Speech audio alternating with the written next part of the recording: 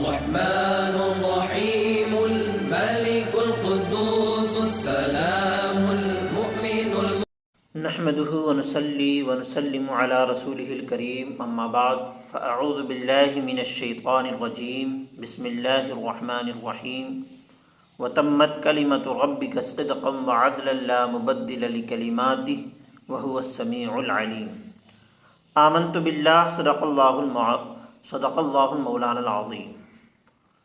معزز ناظرین، السلام علیکم ورحمۃ اللہ وبرکاتہ۔ بحمدہ تعالی و بتوفیق الہی قرآن کریم کی صداقت یہ پروگرام لے کر ہم آج پھر ایک دوسرے کے روبرو ہوئے ہیں۔ آج ہمارا موضوع ہے سب سے پہلے یہودی کے کس قبیلے نے معاہدہ توڑا۔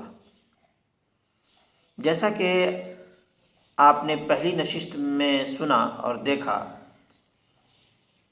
جس میں ہم نے بیان کیا تھا کہ نبی کریم صلی اللہ تعالی علیہ وسلم نے ہجرت کے بعد دو معاہدہ کروایا، ایک انصار اور مہاجرین کے درمیان اور دوسرا یہودی اور مسلمانوں کے درمیان۔ تو انصار اور مہاجرین کے درمیان جو معاہدہ کروایا وہ معاہدہ تو برقرار رہا، لیکن یہودی اور مسلمان کے درمیان جو معاہدہ سرکار نے کروایا، یہودیوں نے اس معاہدے کو توڑ دیا۔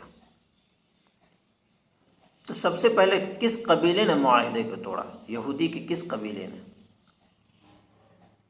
یہودیوں کے وہ چند قبیلے جن سے مسلمانوں کا معاہدہ ہوا تھا وہ یہ ہیں: بنو نضیر، بنو قریظہ، بنو قینقاع۔ اور یہ بنو قینقاع یہودیوں کا سب سے پہلا قبیلہ تھا جس نے مسلمانوں کے ساتھ کیا ہوا معاہدہ توڑ دیا۔ معاہدہ کا یہ ایک کالم یہ تھا کہ یہودیوں کی عزت و آبرو، جان و مال کی حفاظت مسلمان کریں گے، اس لیے مسلمان جن سے جنگ کریں گے ان کا ساتھ دینے اور ان کے مخالف کے ساتھ جنگ کی ذمہ داری بھی ہوگی۔ ایک مرتبہ پھر سن لیں، معاہدہ کا ایک کالم یہ تھا کہ یہودیوں کی عزت و آبرو، جان و مال کی حفاظت مسلمانوں کے ذمے میں ہوگی، یعنی مسلمان کریں گے، اس لیے مسلمان جن سے جنگ کریں گے ان کا ساتھ دینے اور ان کے مخالف کے ساتھ جنگ کی ذمہ داری بھی ہوگی۔ یعنی یہودی کی عزت و آبرو کی حفاظت چونکہ مسلمان کریں گے، اس لیے یہودیوں کی بھی ذمہ داری بنتی ہے کہ مسلمانوں کی عزت و آبرو کی حفاظت بھی یہودی کریں۔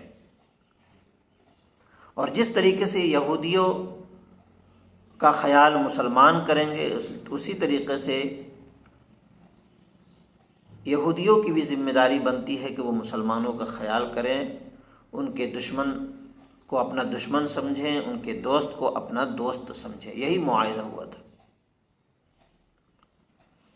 لیکن اس کا الٹ کیا یہودیوں نے۔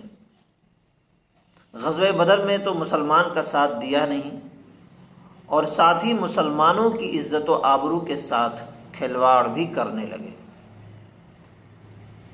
ایک مرتبہ ایک برقع پوش عرب عورت یہودیوں کے بازار میں آئی، دکانداروں نے شرارت کی اور اس عورت کو ننگا کر دیا۔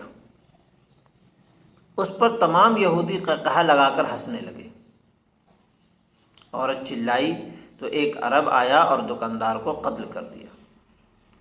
اس پر یہودیوں اور عربوں میں لڑائی شروع ہو گئی۔ حضور اکرم صلی اللہ علیہ وسلم کو خبر ملی تو تشریف لائے اور یہودیوں کی اس غیر شریفانہ حرکت پر ملامت فرمانے لگے۔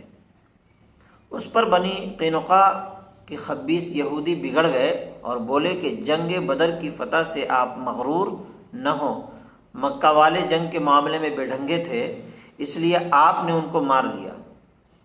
اگر ہم سے آپ کا سابقہ پڑا تو آپ کو معلوم ہو جائے گا کہ جنگ کس چیز کا نام ہے اور لڑنے والے کیسے ہوتے ہیں۔ جب یہودیوں نے معاہدہ توڑ دیا تو حضور اکرم صلی اللہ علیہ وسلم نے نصف شوال 2 ہجری سنیچر کے دن ان یہودیوں پر حملہ کر دیا، اور پھر یہیں پر رب تبارک و تعالی نے وحی نازل فرمایا، حضرت جبریل امی کو بھیج کر نبی پاک صلی اللہ علیہ وسلم کو حکم دیا کہ اے میرے محبوب، آپ ان سے معاہدے پر معاہدہ کرتے چلے جا رہے ہیں۔ پہلے تو غزوہ بدر میں ان لوگوں نے تباہی مچائی، پھر اس کے بعد ان کی طبیعت نہ بھری تو پھر غزوہ احد میں تباہی مچانے کی کوشش کی، اور اس طریقے سے مومنٹ در مومنٹ، لمحہ بلمحہ، دن بدن یہ مسلمانوں کو تکلیف دینے کی کوشش کرتے چلے جا رہے ہیں۔ یہ اپنی حرکتوں سے باز نہیں آ رہے ہیں، یہ اپنے فعل سے باز نہیں آ رہے ہیں، یہ اپنے کام سے باز نہیں آ رہے ہیں، یہ ہمارے دین کو نقصان پہنچانے کی کوشش کر رہے ہیں، ہمارے ماننے والے کو نقصان پہنچانے کی کوشش کر رہے ہیں، یہ آپ سے بغض رکھتے ہیں، یہ آپ کو نقصان پہنچانے کی کوشش کر رہے ہیں۔ تو اللہ تبارک و تعالیٰ نے حضرت جبریل امی کو بھیج کر نبی کی بارگاہ میں وحی بھیجی کہ اے میرے محبوب، آپ ان سے جنگ کریں۔ اب یہ جہاں ملے ان کو قتل کر دیں، یہ حکم فرمان الہی آیا۔ جیسا کہ آپ کو معلوم ہے کہ میں نے پچھلی کئی نشستوں میں یہ بتایا کہ کس طریقے سے مسلمانوں کو پریشان کیا گیا یہودیوں کی جانب سے، کفاروں کی جانب سے، مسلمانوں کا رہنا دشوار کر دیا، مسلمانوں کے درمیان نفرت کی بیج بونے لگے، ان سے منافقت کرنے لگے، ان کو لڑوانا شروع کر دیا، ان کے دین کو نقصان پہنچایا۔ جبکہ نبی پاک صلی اللہ علیہ وسلم نے یہ حکم سنایا مدینہ شریف میں کہ ہر مذہب کا ماننے والا اپنے مذہب پر عمل کرے گا، اس کو کھلی آزادی ہے، کھلی چھوٹ ہے، ہم اس کو ذرہ برابر قید و بند نہیں کریں گے، ہم اس کے اوپر کوئی بندش نہیں لگائیں گے۔ تو اس کی بھی ذمہ داری بنتی ہے کہ وہ بھی اپنی ڈسپلین ایسی رکھے کہ دوسرے مذہب کے جو ماننے والے ہیں ان کو بھی آرام اور سکون کے ساتھ اپنے مذہب پر عمل کرنے دیں۔ لیکن انہوں نے ایسا نہیں کیا۔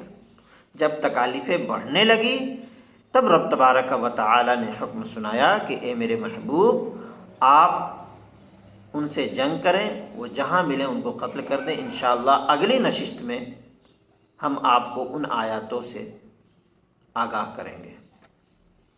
یہ جو میں نے بیان کیا مواہب اللدنیہ شرح زرقانی اور سیرت المصطفیٰ کے حوالے سے کہ یہودیوں نے اس طریقے سے معاہدہ توڑا تو سرکار دو عالم صلی اللہ علیہ وسلم نے جنگ کا اعلان کر دیا، اور بعد میں یہودی اس جنگ کی تاب نہ لا سکے، اپنی قلعوں کا پھاٹک بند کر کے قلعہ بند ہو گئے۔ 15 دن کے محاصرے کے بعد بالآخر یہودی مغلوب ہو گئے اور ہتھیار ڈال دینے پر مجبور ہو گئے۔